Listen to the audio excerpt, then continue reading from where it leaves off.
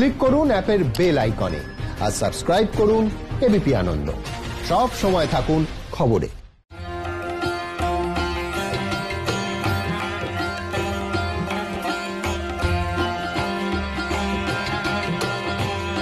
দক্ষিণ কলকাতার অন্যতম ফেমাস পুজো একডালিয়া এভারগ্রিন।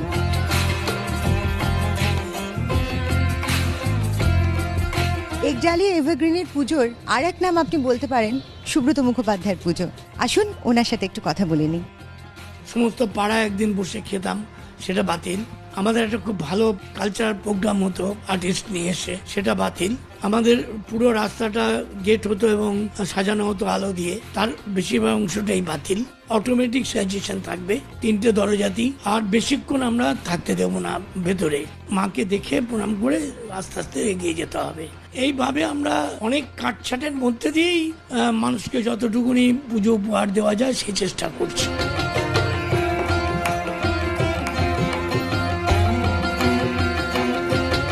পুজো কমিটির সদস্যদের কাছ থেকে জেনে নিই ওনারা কিভাবে প্রস্তুতি নিচ্ছেন।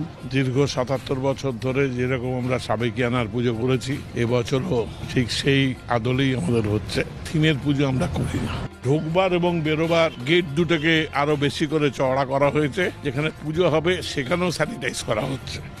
মণ্ডপের স্ট্রাকচারে আমাদের যেটা বিখ্যাত হচ্ছে ঝাড়বাতি, সেটা এবছরও থাকছে।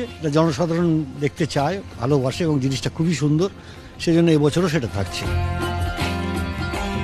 আমি তো আজকে এখানে এসে খুব এক্সাইটেড। কি সুন্দর প্যান্ডেল সাজানো হয়েছে। ডেফিনেটলি মানুষ আসবে, ঠাকুর দেখবেন, কিন্তু social distancing is very important. আর আসুন আমরা চলে যাই আমাদের নেক্সট পুজোয়।